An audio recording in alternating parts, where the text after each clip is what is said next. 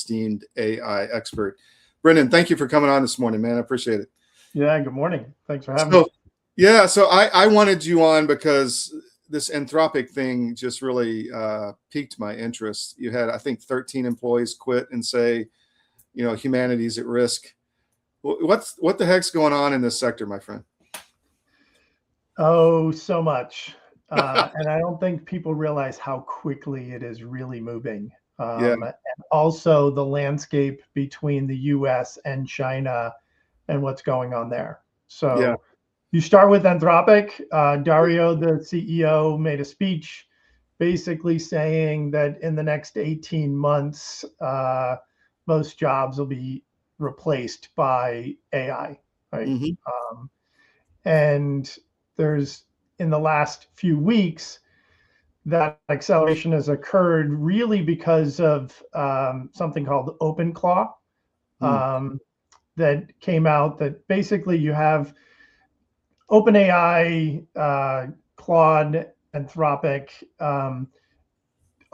We started off with LLMs, just large language models. Everybody uses ChatGPT and asks it questions, and we get pretty good answers. It can write your history homework and do a lot. The large language models. We've moved to agentic AI, where we have agents, where Google came out with things like WebMCP, and you can have agents doing things for you now, and it's the next step.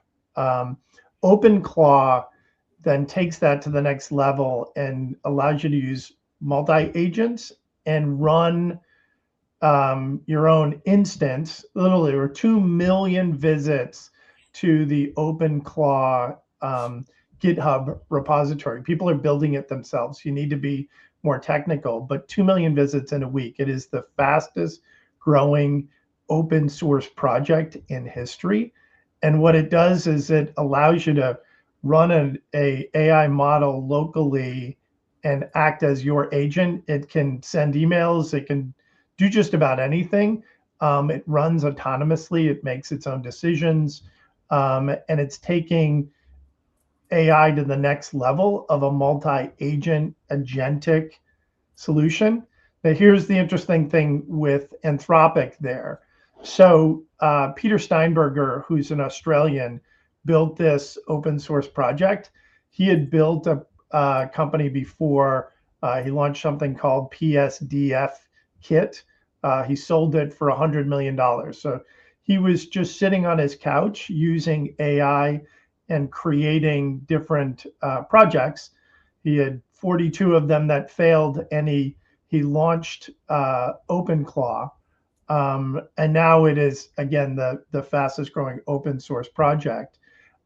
It used Anthropic Claude as its base AI. So when people are installing it, it automatically used Anthropic, right? Anthropic got a huge boom from it, but the marketing team and the business didn't move as fast as the legal team in Anthropic. They sued Peter first to change the name, which now is OpenClaw, and second to stop him from sending all of that business to them because they got overloaded, right? Wow. They were getting so much money and so much business, they didn't know where it was coming from. The lawyer stopped it. So on the 27th of January, they cut off the users. I think it was right around that time frame, and swooped in. OpenAI swooped in and hired Peter Steinberger, the developer, to actually roll in OpenClaw into OpenAI and ChatGPT, right? Wow, big moves. What it's doing is accelerating dramatically the use and capability of AI from just a large language model to actually being able to give a AI independence to take action and do a job. I have it running here. I've got multi-agent. Well, you were told me, I mean, you were so early on this. I mean, I don't know, 6, 8 months ago, we had coffee and you're like, I am setting up a company and I have all these different agent AIs that are doing these. He's the CIO, he's the CFO, Right. So I can build something like that. It's very difficult, right? It takes a bunch. Now I downloaded OpenClaw, built it. It's sitting on top of what I had built. But yeah, I mean, I built this over a year ago, year and a half ago. Really difficult. Now you can just download, and I never released it. I was like, oh, I'll make a software. It's like somebody's going to come up with this really quickly, which Peter did, packaged it, and now OpenAI is going to integrate it. So my business would have been out of business right away. That's how fast everything's moving. But what's also moving is it is going into that consolidated. You can't, OpenAI and Anthropic and Google are buying up these companies' capabilities, integrating it into their overall models, and releasing it. So that's why Dario, the CEO of Anthropic, seeing all of this rapid change and adoption, can see the writing on the wall that you and I have been talking about for quite some time, that the future of jobs will be in jeopardy. I will give you one anecdote, though, is that there are a number of executives and people that I talk to that are now embracing this OpenClaw multi-agent capability, and finding out that when they give autonomy to these agents, that it becomes actually really expensive. I've heard agents in OpenClaw running up $3,000, $5,000 bills in a day. Is this power usage or what is it? I mean, it's tokens. They're using tokens from Anthropic. So the more tokens you use, the more costly. So and you get the bill as the owner. You get the bill, right? I mean, you get the bill. ChatGPT, if you use it constantly 24/7, you have only so many tokens. And there's different models where the tokens are less expensive. But the fact is that you have to pay for that usage. ChatGPT is not free, right? There is free version, but you can't use that continuously to run an agent. When you do, you're using Claude, Opus, or ChatGPT, OpenAI's different versions. You can use X. The fact of the matter is it costs money. So a lot of people are coming out and saying you have to be a solopreneur now, that you basically can run an entire company with these agents. Do you agree with that? I'm one of them. We just launched Tidal, right? TYTL. It's a crypto fintech AI company. We raised money from Strobe, Block Tower, a number of people. We're launching fairly large. Up until Monday, I was the only employee of the company. We raised $3.75 million, right? And are now doing $1 billion raise.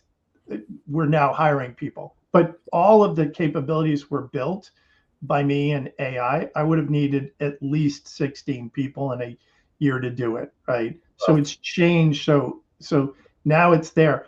What I will say, back to the Anthropic in the US, is that here comes China, right?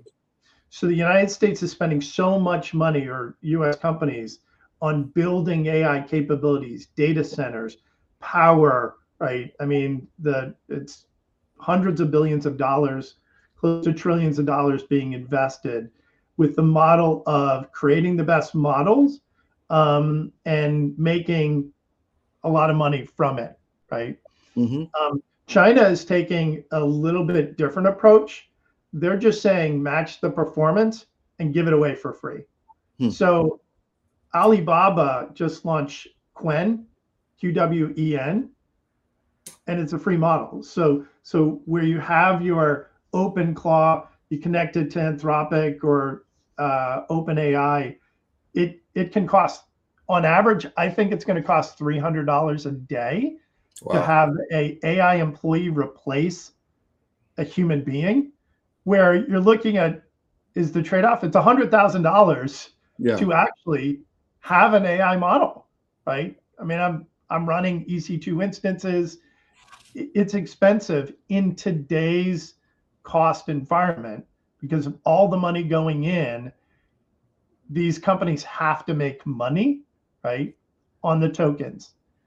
On the opposite side, China Moonshot launched Kimi K2, Hmm. K2.5. It's a fraction of the cost, and people are actually moving to these other models So, as but then well. it's like the Chinese yuan. Do you want the Chinese Communist Party to have control of your money? I mean, do you want the Chinese Communist Party to have you control of your entire company? I mean, that's what they're doing. Right from the start, I said, shut them down. Don't let it do it. Don't Yeah. let your companies attach to these, because we're actually providing information, knowledge, accelerating their ability to beat us in the AI race, right? But that's what's going on. Hmm. Is the faster you move towards this, the faster you look at the economic value of having an AI bot do these things, and the costing. And right now, I was looking at, do I attach, Quen versus spending $300 a day Hmm. on tokens with U.S. companies, and Well, it's a hard choice to make, to spend the money when you can actually get good models that are comparable in their performance hmm. to Anthropic, right? And you're getting them for a tenth of the price. Your government doesn't care about you. That's why you need a medical emergency kit. It contains life-saving medications like ivermectin, Z-Pak, and antibiotics. Stock them before they block them. A warm welcome here at the National Press Club. Welcome to the journalists, welcome to the Embraer team, and welcome to the other guests that we have here. I'm going to announce, and as some of you guessed it right when they came in, the first E2 order by an American operator. And that operator is Avello. We believe this is really a strategic shift to unlock profitability for the customer. I'm very pleased that we have Andrew Levy here as the CEO of Avello, and I'm very pleased to give the stage to share a little bit more about what Avello is going to do with the E2 195. Thank you very much.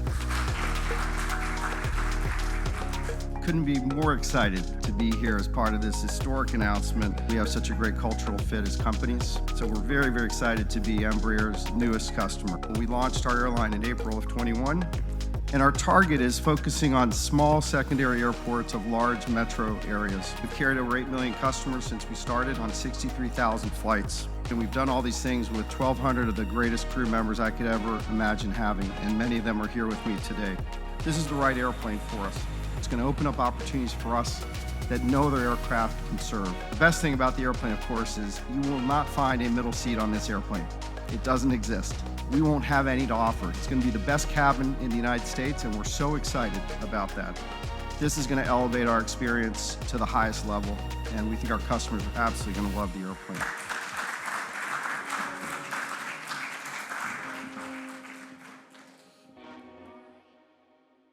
Let me ask you, Elon and you have said that AI is dangerous if there's only one or two that control everything. You have to have competing AIs so that you have some type of chance of having something with morality or that's not anti-human. How are we in that whole scenario, in your opinion? Awful. How are we? We're not doing, again, the money Yeah, drives everything. So you can't, like I said, I would have built a company, but yeah, knowing how the future is, it would have been out of business, because how do you compete with, Elon with yeah, X AI now yeah, merging into satellites and yeah. doing $1.5 billion raise? I mean, Right. you can't do Well, it. is Elon and having Elon and OpenAI and Microsoft, are they all on the same team, or is Elon still? He says he's for more, humanity and free speech, but is that true? Yeah, I mean, in the long run, the ability, who's going to compete with Elon about putting data centers in space and having a energy cost of zero, right? Yeah, yeah, I who competes with that? I don't think anybody can, right? I don't even think the Chinese government could compete with him. So in the long run, yeah, it's fantastic. The fact is that when you get to these large models, you also find out that you can run and build small models and host them yourselves. And how smart does the AI have to be? So current open source models have an IQ of 160, right? When we get to, so it's LLM to agentic, right? Multi-agents and then AGI, right?